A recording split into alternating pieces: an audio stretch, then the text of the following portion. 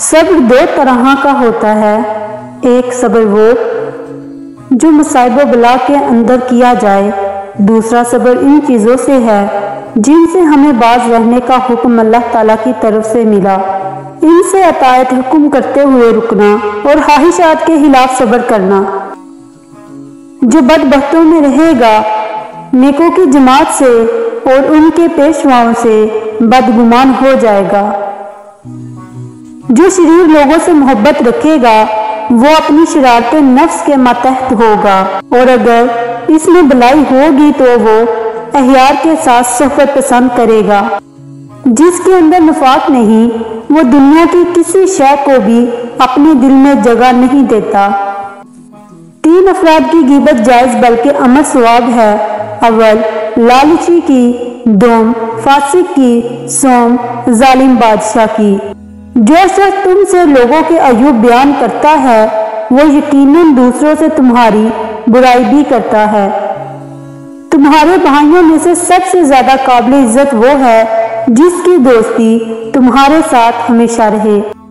اگر مجھے کوئی شراب نوشی کے لیے طلب کرے تو میں طلب دنیا سے وہاں جانے کو بہتر تصور کرتا ہوں۔ آنکھوں اور زبان کی آزادی روح کے لیے قید ہے۔ دنیا کا عذاب یہ ہے کہ تمہارا دل مردہ ہو جائے۔ عقل مند بولنے سے پہلے اور بے وقوف بولنے کے بعد سوچتا ہے۔ جب تجھے چپ رہنے کی خواہش ہو اس وقت بول، اور جب تجھے گفتگو کرنے کی خواہش ہو اس وقت چپ رہ۔ اپنی آرزوؤں کو دل میں مار ڈالو اور دلوں کو ان میں مرنے نہ دو۔ مذاق کی بدولت آپس میں کینہ اور فساد پیدا ہوتا ہے۔ جو ہنستے ہوئے گناہ کرتا ہے وہ روتے ہوئے جہنم میں جائے گا۔ عقائد کے بارے میں عوام سے گفتگو کرنے سے اجتناب کرنا چاہیے۔ جو شخص علم کا مزاج نہیں رکھتا اس کے سامنے علمی گفتگو کرنا گویا اس کو اذیت دینا ہے۔ ہر کسی کی دعوت قبول نہ کرو اور نہ ہر کسی سے تحائف لو۔ ذلیل اور گھٹیا لوگوں سے دوستی نہ کرو، جن کا ظاہر اچھا نہیں ان سے بھی ملاپ نہ رکھو۔ علم نفع حاصل کرنے کے لیے سکھلایا یا سیکھا جائے تو دل میں گر نہیں کرتا۔ اللہ تعالیٰ کی اطاعت کا حکم دو اور اس کی نافرمانی سے روکو۔ مسجد میں منافقوں کی وہی حالت ہوتی ہے جیسی چڑیوں کے پنجرے میں کہ دروازہ کھلتے ہی اڑ جاتی ہیں۔ زیادہ مت ہنسو، زیادہ ہنسنا بے وقوفی کی علامت ہے۔ مزاح نہ کرو، اس سے ذلیل ہو جاؤ گے۔ جس بات سے تم لوگوں کو روک رہے ہو اسے خود بھی نہ کرو۔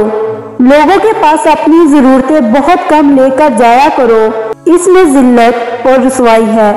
اپنے گھر والوں اور ان لوگوں سے جو تمہاری عزت کرتے ہیں خوش ہلکی سے پیش آؤ۔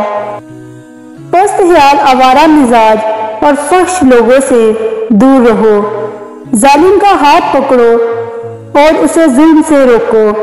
جو شخص اس لیے مظلوم کے ساتھ چلتا ہے کہ اسے اس کا حق دلوائے، اسے اللہ تعالیٰ اس دن تک ثابت قدم رکھے کہ جس دن قدم پھسلیں گے۔ صرف رضا الہی کے لیے نیک اعمال کی لگن رکھو۔ جب رضا الہی کے لیے کوئی کلام کرو تو اسے بہتر انداز میں کرو۔ ناپسندیدہ باتوں سے چشم پوشی کرو اور بردباری سے کام لو۔ اللہ تعالیٰ کی اطاعت میں لوگوں کی نافرمانی ہو جائے تو کوئی بات نہیں، لیکن لوگوں کی اطاعت میں اللہ تعالیٰ کی نافرمانی نہ ہونے پائے۔ السلام علیکم کو خوب رواج دو۔ جس شخص نے تجھے رازدار بنایا ہے اس کا راز فاش نہ کرو۔ اچھی رائے دو، اچھی گفتگو کرو اور میانہ روی اختیار کرو۔ جب حاکم موٹا ہو جائے تو جان لو کہ وہ رایا اور اپنے رب کی خیانت کرتا ہے۔